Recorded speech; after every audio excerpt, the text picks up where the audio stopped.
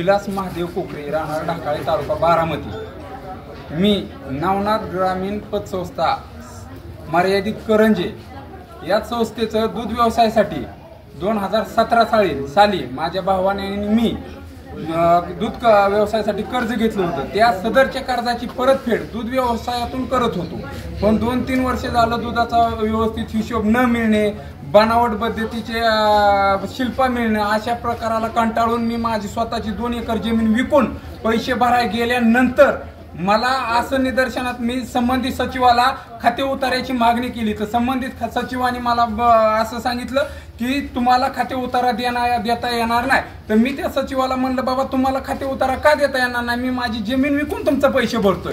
तर संबंधित सचिवाने सांगितलं की तू आमच्या पुढचा निघालास, जर समजा तू जर आमच्या पुढचा आगाऊपणा केला तर तुला उडवायसाठी 25 लाख रुपये घालवेल। पण मी सचिवाला म्हणलं हे बघा जे काय असेल ते तुमचं कर्ज तुम्ही नियमानुसार घ्या, परंतु त्यांनी काय माझी दखल घेतली नाही। मला 4/7/2020 रोजी एक लेखी पत्र दिलं, त्या पत्रामध्ये माझ्या भावाच्या नावाने 12,94,000 अशी बाकी आणि माझ्या नावाने 5,53,000 अशी बाकी। पण मी सचिवाला ती विनंती केली की सचिव साहेब मला सही शिक्क्याचा खाते उतारा द्या, जेणेकरून माझ्या दूध कलेक्शन मधून जी माझे पतसंस्थेत पैसे कपात झाले त्याचा मला हिशोब लागला पाहिजे आणि तुमचं जे काय असेल वसुली दाखल्याप्रमाणे व्याज 15% व्याजदर आकारण्याप्रमाणे व इतर खर्च जो काय लागलेला असेल तो मी भरणा करण्यास तयार आहे। पण माझ्या जमिनीची विसर पावती करून सुद्धा गेलो तरी देखील त्यांनी माझी घेतली नाही आणि म्हणले तुला जा कुठं जायचे तिकडे जा, तुला दूधच घालावं लागेल। त्यानंतर मी खाते उतारा मिळण्यासाठी सहाय्यक निबंधक कार्यालयाकडे अर्ज केला। सहाय्यक निबंधकांनी त्यांना आदेश केला की बाबा संबंधित विलास महादेव कोकरे हे आपल्या संस्थेचे सभासद असल्याने त्यांना तुम्ही तो खाते उतारा देण्यात यावा। असं झाले सुद्धा नंतर मला दबाव दमबाजी तुझ्याकडे बघू असं करू तसं करू, त्यानंतर मी आमरण उपोषण केलं 4 दिवस आमरण उपोषण केल्यानंतर सदरच्या खाते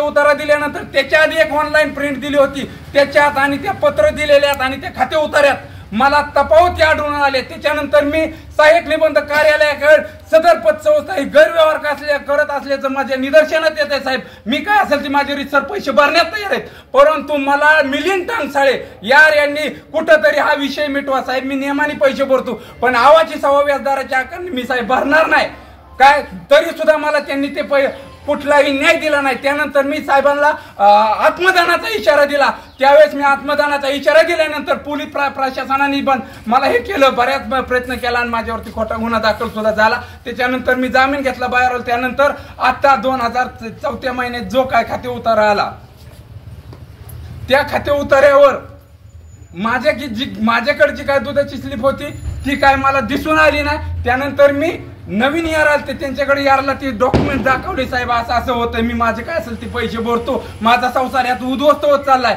अक्षरशः हायकोर्टमध्ये रिट याचिका दाखल केली की माझं सामोपचारात प्रकरण घ्या, तरी सुद्धा घेतलं गेलं नाही।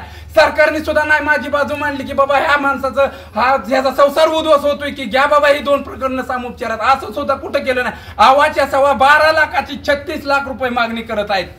उपोषण सहयोग सोसायटी येथे होत असताना निवेदन दिलं होतं तुम्ही, पोलीस स्टेशनला कशासाठी आणलंय तुम्हाला? पोलीस स्टेशनने आमचं आंदोलन दडपण्यासाठी आणलेलं आहे, तुमचा आरोप आहे?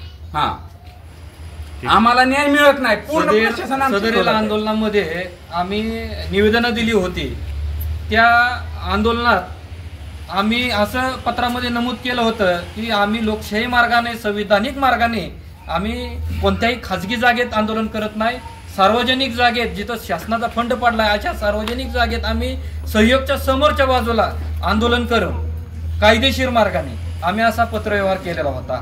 सदरील पत्रव्यवहार केलेला असता आम्हाला काही अधिकार चावल लागली होती, काही प्रशासनाने माणसं म्हणले तुमचं हाणून पाडणार आहे, म्हणजे आधीच प्रशासनामध्ये या बाबतीत चर्चा झाली की यांना आंदोलन सहयोग समोर करून द्यायचं नाही। असं का, आम्ही न्याय मागण्यासाठी तर प्रयत्न करतोय, आम्ही लोकशाही मार्गाने न्याय मागत असताना आम्हाला त्या ठिकाणावरून पोलिसांची चूक नाही, याच्या मागे कोणतरी आहे, पोलिसांचा वापर करून बळाचा वापर करून आम्हाला पोलीस स्टेशनमध्ये उचलून आणलं। तर आम्ही ज्यावेळेस निवेदन दिलं त्या निवेदनामध्ये आम्ही असं नमूद केलेलं आहे, जर आम्हाला बळाचा वापर करून या ठिकाणी जर आणण्यात आलं तर आम्ही त्याच पोलीस स्टेशनमध्ये त्या क्षणापासून आमचं आमरण उपोषण चालू होईल आणि आमचं त्या क्षणापासून पोलीस स्टेशनमध्ये पोलीस प्रशासनाने आम्हाला सहकार्य केलं नाही, बळाचा वापर करून इथं आणलं, तर आज आमचं आमरण उपोषण चालू आहे. आज हा पांढरा हत्ती बारामती तालुक्यात का पोचला जातोय? हे विलास कोकरेन प्रकाश कोकरेंचं प्रकरण नव्हे, तर तालुक्यामध्ये अनेक संस्था नियमाने दाखवून सावकारी करत आहेत, सरळ मार्गे आणि सावकारी करत आहेत, म्हणून आम्ही याचा आवाज उठवलेला आहे.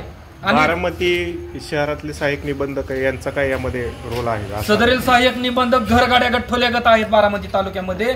आज त्यांच्या खुर्चीला मोठे मोठे काटे. आज त्यांना 4 वर्ष झाले या प्रकरणात 3 वेळा चौकशा लागल्या, एकाही चौकशीमध्ये कोणताही अहवाल तयार झाला नाही. आज 4थी चौकशी बिगी लावली आंदोलन जवळ आलं म्हणून, आणि आम्हाला चौकशी चालू आहे म्हणून दाखवण्याचा हा अट्टास केला त्यांनी आणि पोलीस प्रशासनाला तसं पत्र दिलं. म्हणजे आम्हाला दडपण्याचा प्रयत्न चालू आहे. संबंधित संस्थेनं भ्रष्टाचार केलाय, सावकारी केली, त्याचं काही इथलं नेतृत्व लक्ष द्यायना, इथलं प्रशासन लक्ष द्यायना. पण आम्ही कसं चुकीचं आहे, आज आम्हाला उचलून आमचा गुन्हा दाखल केला, अजून आम्हाला जेलमध्ये टाकतील. आम्ही आतमध्ये उपोषणाला बसलोय 72, पण जेलमध्ये टाकलं तरी 72 आम्ही मागं हटणार नाही अजिबात, न्याय मिळेपर्यंत. आणि ह्या सगळ्या संस्थांवर चौकशा बसल्या पाहिजेत. चुकीच्या पद्धतीने लोकांचं रक्त शोषण चालू आहे या तालुक्यामध्ये, आणि हा माझा गंभीर आरोप आहे यांच्यावरती. अन्यायाविरोधात लढता मरण आलं तरी चालत, पण या प्रशासनाला आम्ही जुलामणार नाही. 2च लोकांचा प्रॉब्लेम असताना, प्रश्न असताना तुम्ही इतकी लोक जमवलेत असा आरोप केला जातो. ते आमच्यावर अन्याय होतोय म्हणून येतात. आमच्या शेजारच्या लोकांची बाईट घ्या की सदर पतसंस्थेची जी वसुली चालू आहे, 10-10, 12-12 लोक येऊन आमच्यावर कशा पद्धतीने दबाव टाकला जात होता, ती फक्त आमच्या शेजारच्या 4 लोकांना विचारा.